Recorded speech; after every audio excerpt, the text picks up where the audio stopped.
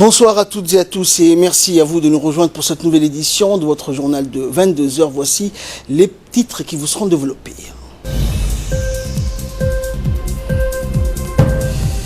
Lancement officiel aujourd'hui sous le patronage du Premier ministre de l'atelier sur une nouvelle culture de management. Et l'OMS déclare l'état d'urgence sanitaire mondial en République démocratique du Congo. Bonsoir à tous. Le président de la République, Ismaël Omar Guelleh, a adressé aujourd'hui, à l'approche de la fête nationale du Royaume de Belgique, un message de félicitations au roi Philippe. Dans son message, le président de la République a formé de vœux de santé et de bonheur au roi Philippe, ainsi que davantage de bien-être, de prospérité et d'épanouissement au peuple ami du Royaume de Belgique. Le peuple et le gouvernement de Djibouti se joignent à moi pour exprimer leur sympathie et amitié à la nation belge à l'avènement de sa fête nationale, a écrit le président Guelleh, qui s'est également réjoui de la qualité des relations de coopération que notre pays entretient avec le Royaume de Belgique. La République de Djibouti est d'autant plus déterminée à intensifier son niveau d'échange et de collaboration avec le Royaume belgique que votre pays fait office donc de modèle de succès et de développement, a par ailleurs noté le chef de l'État djiboutien avant de réitérer ses vœux de bonne fête au roi Philippe et à tous les concitoyens belges. A noter que le président de la République a envoyé un message similaire au Premier ministre du Royaume de Belgique, son Excellence Charles Michel. Sous l'égide du Premier ministre Abdelkader Kamel Mohamed s'est ouvert aujourd'hui au Djibouti Palace Kempinski l'atelier de réflexion sur les mécanismes de renforcement des performances de l'action gouvernementale. Cet atelier, organisé avec le soutien du cabinet Pemandou Associates, a réuni donc l'ensemble des membres du gouvernement, les hauts cadres de la présidence et de la fonction publique, ainsi que plusieurs panélistes nationaux et internationaux. L'objectif principal au terme des débats est de dégager 2 ou 3 secteurs pilotes soumis à l'approbation du président de la République et pour lesquels des résultats sur mesures choisies devront apparaître dans des délais relativement courts, ne dépassant pas une année. La méthodologie éprouvée dans plusieurs pays à travers le monde va recourir donc aux unités de livraison du cabinet Pemandou Associates pour mettre par la suite l'emphase sur la façon dont l'ensemble des institutions publiques peuvent être donc traitées pour soutenir tous les secteurs aussi bien sociaux et économiques identifiés par la vision 2035 et la SCIP.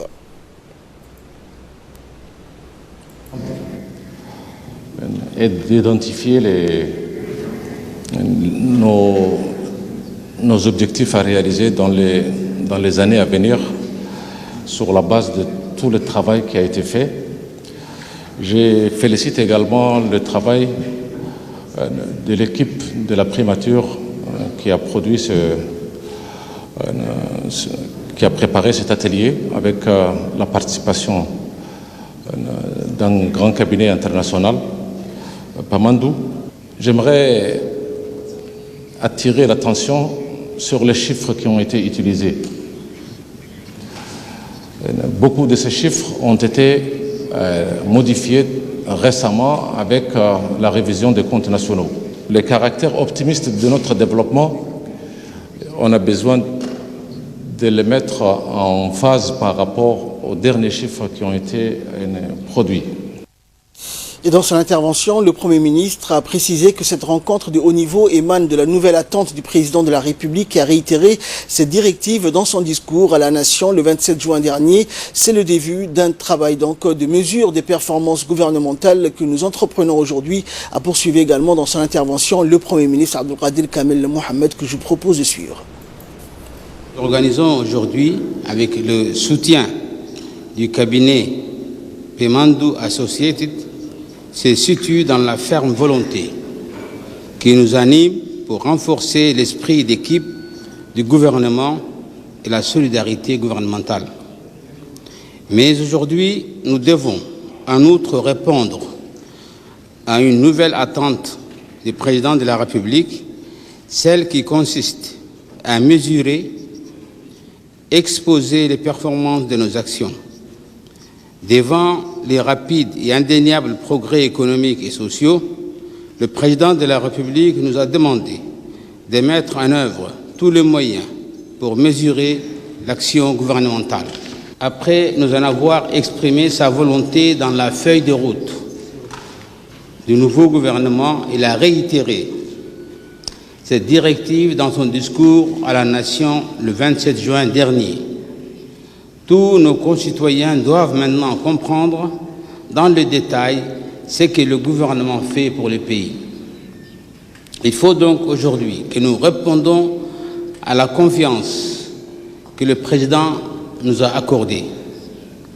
C'est le début de ce travail de mesure des performances gouvernementales que nous entreprenons aujourd'hui. Nous allons proposer au chef de l'État 2 ou 3 secteurs pilotes pour lesquels des résultats sur les mesures choisies devront apparaître dans des délais relativement courts, au maximum 1 an. Plus tard, tous les secteurs identifiés par la vision 2035 et la SCAP seront concernés, aussi bien les secteurs sociaux que les secteurs économiques. Dans ce cadre, il nous appartient de faire ressortir les premières priorités parmi toutes celles qui ont été annoncées. Également dans l'actualité, le président de l'Assemblée nationale, Mohamed Ali Hamed, et la présidente de l'Association nationale des collectivités locales, Fatouma Awale Ousmane, maire de la ville de Djibouti, ont procédé donc aujourd'hui à la signature d'un protocole d'entente à l'Assemblée nationale. La cérémonie officielle était coprésidée par le président Hamed et la présidente de l'ANCLD, Fatouma Awale. Ils avaient à leur côté les 5 présidents des 5 conseils régionaux, ainsi que le président de la commune de Razdika et le président par intérim de la commune de Balbala. En effet, l'objectif visé à travers la signature de ce protocole d'entente est d'instaurer un cadre de concertation et de dialogue constructif entre les parties afin de garantir un renforcement continu du processus de décentralisation et d'œuvrer donc par des initiatives multiformes en vue d'influer positivement sur les politiques publiques en matière de décentralisation et de développement local. C'est une initiative qui contribuera à renforcer l'efficacité des actions menées par l'Association nationale des collectivités locales djiboutiennes dans le cadre de la promotion de la démocratie locale en République de Djibouti. Municipal d'un côté et de suivre aussi les lois de l'Assemblée nationale pour que tous, en étant élus, aussi bien l'Assemblée, les élus nationaux que régionaux, que nous puissions collaborer pour la bonne marche de notre État. Et ça va nous permettre d'être au courant des lois qui vont se passer régulièrement et nous, de notre côté, informer notre population pour les sensibiliser sur ces lois pour qu'ils puissent comprendre. Le ministre des Affaires étrangères et de la coopération internationale, porte-parole du gouvernement, Mahmoud Ali Youssouf, a effectué une visite officielle au Koweït du 16 au 17 juillet dernier à l'invitation du vice-premier ministre et ministre des Affaires étrangères de l'État du Koweït, Cheikh Sabah Khaled Al-Hamad Al-Sabah. Au cours de cette visite, le ministre a été reçu par l'émir du Koweït, Cheikh Sabah Al-Ahmed Al-Jabir Al-Sabah. Mahmoud Ali Youssouf était porteur d'un message écrit du président de la République, chef du gouvernement, Ismaël Omar Guelleh. Durant cette rencontre, tous les aspects de nos relations bilatérales, la situation de la Corne de l'Afrique et au Moyen-Orient, ainsi que les opportunités de développer davantage la coopération étroite entre Djibouti et l'État du Koweït ont été évoquées. Mohamed Ali Youssouf a été reçu de même par son homologue koweïtien, le vice-premier ministre et ministre des Affaires étrangères du Koweït. Durant ces échanges, plusieurs questions d'intérêt commun ont été soulevées, de nombreuses propositions et projets d'accord ont été analysés et négociés. Le bataillon IL-7 s'est envolé donc vers la Somalie à bord de l'avion militaire de transport MA-60 en direction de Baladouine dans le secteur 4 sous commandement militaire djiboutien pour relever le bataillon IL-5. Il est à noter que dans le cadre de la mission africaine sous la bannière AMISOM, Djibouti déploie 2 bataillons de 2000 hommes pour rétablir une paix durable en Somalie.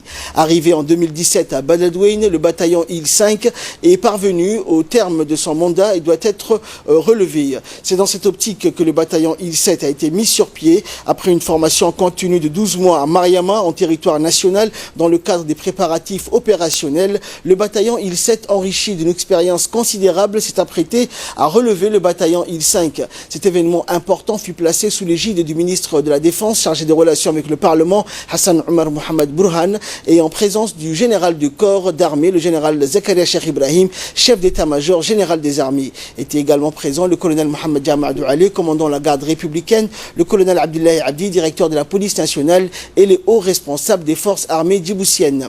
Après le traditionnel piquet d'honneur, Hassan Omar Mohamed, ministre de la Défense, accompagné du général Zakaria Cheikh Ibrahim, a passé en revue les premiers éléments du bataillon IL-7 prêts à être projetés en Somalie. À l'occasion de leur départ, le général Zakaria Cheikh Ibrahim, sur le tarmac de l'aéroport international de Djibouti, a profité de l'événement pour leur souhaiter donc une totale réussite dans leur mission. C'était aussi l'occasion de leur délivrer l'ultime message de la part du chef d'état-major général des armées, message imprégné de sagesse, de guide et de courage dans l'accomplissement de leurs tâches.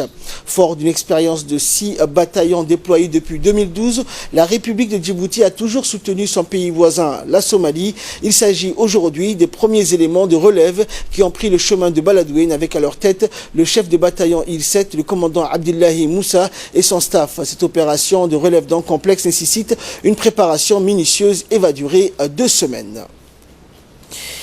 Et durant cette même journée, donc toujours sous l'égide du ministre de la Défense, Hassan Omar Mohamed, et en présence du général de corps d'armée Zakaria Cheikh Ibrahim, a assisté donc à l'arrivée du bataillon IL-5 en provenance de Baladouine dans le secteur 4 sous commandement militaire djiboutien.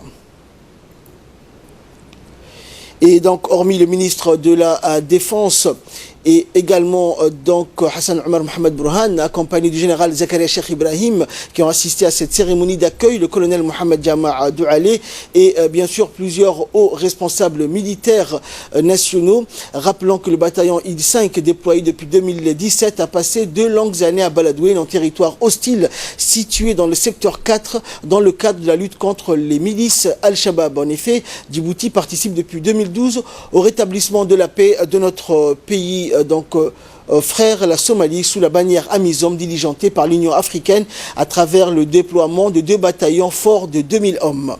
Et cette première rotation a quitté Baladouine tôt ce matin, où les militaires ont pu utiliser l'avion militaire de transport MA60. À la descente de l'avion, nos valeureux combattants ont été accueillis par le ministre de la Défense, le chef d'état-major général des armées, l'ensemble de la famille des forces armées djiboutiennes.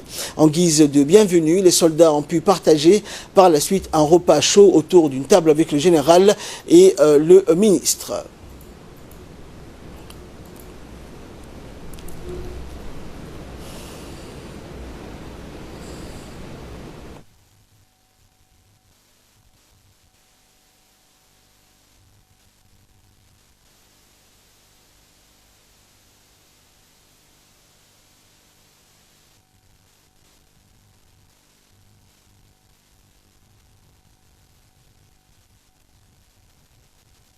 Le ministre de l'Éducation nationale de la formation professionnelle, Moustapha Mohamed Mahmoud, a dirigé ce matin les travaux d'une réunion de présentation du rapport d'activité des conseillers techniques du ministère de l'année scolaire 2018-2019.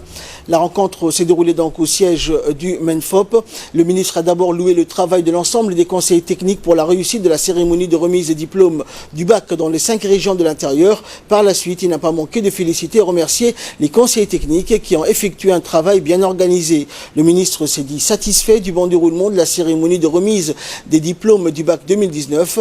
Et puis, c'est le conseiller technique du ministre, Abdi Sikié, qui a fait une large présentation de synthèse des travaux de réflexion des différentes commissions. À cette occasion, il a rappelé que les 12 projets sur les études et analyses des rapports d'activité sur terrain, il s'agissait notamment de la création d'une chaîne éducative au CRIPEN, une étude de concept de l'école rurale, l'éducation préscolaire, mais aussi le port de l'uniforme, introduction au collège à la prochaine rentrée scolaire.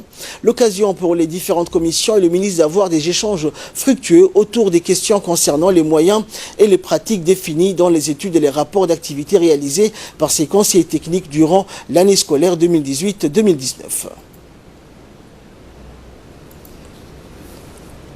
Montrer au ministre les tenants et les aboutissants de ces sujets, parce que justement nous sommes juste avant la période estivale et dès la rentrée, les directeurs généraux du ministère ont la tâche de concrétiser toutes les recommandations qui se trouvent dans ce rapport d'activité.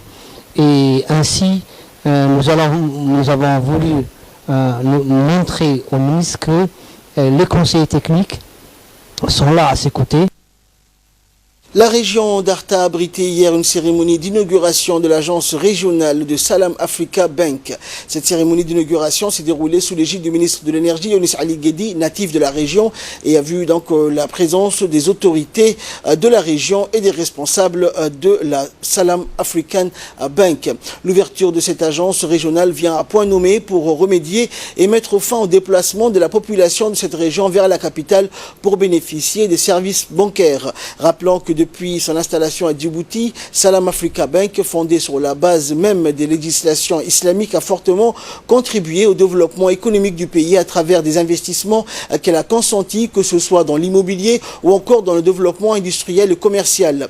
Soulignant que cette nouvelle réalisation s'inscrit en effet dans la politique gouvernementale à laquelle a donné le président de la République, Ismaël Omar Guelleh, une orientation stratégique du développement visant à rapprocher les services publics et bancaires à nos concitoyens.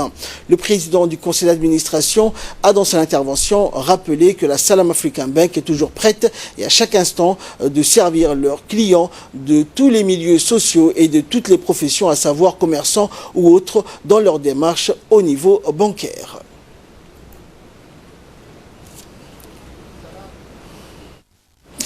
Et le ministre de l'Énergie, Younis Ali Guedi, a pris la parole, donc a d'abord remercié la Salam Africa Bank pour l'ouverture de cette agence. Le ministre a rappelé lors de son intervention que le déplacement de la population vers la capitale pour recevoir notamment leur rémunération de fin de mois est désormais terminé. Le ministre a dit que cette agence va contribuer au développement de la région en créant également des emplois sur place.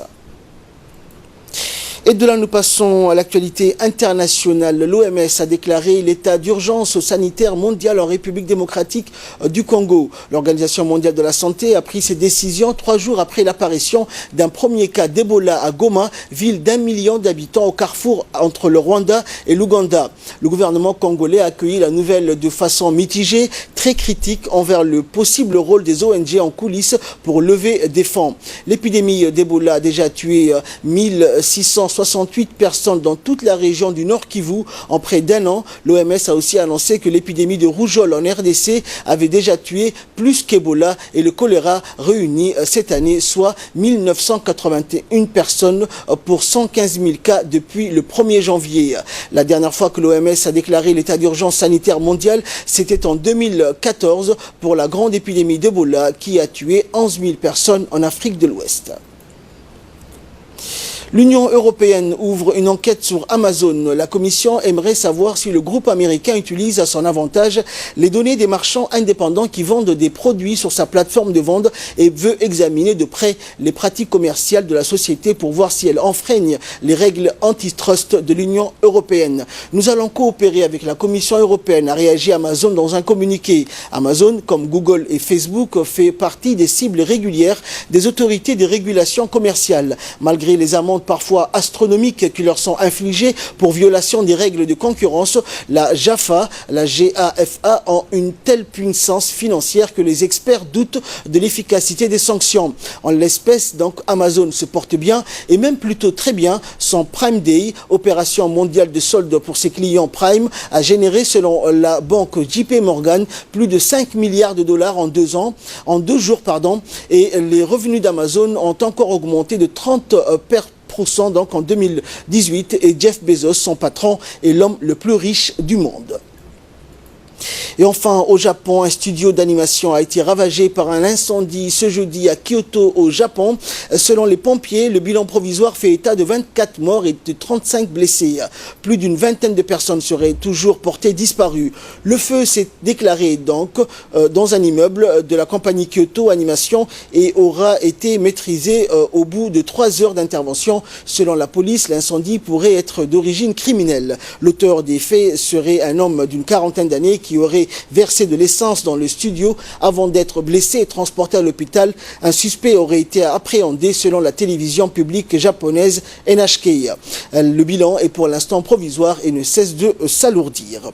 C'est tout pour ce journal. Merci à vous de l'avoir suivi. Excellent week-end sur Télé Djibouti.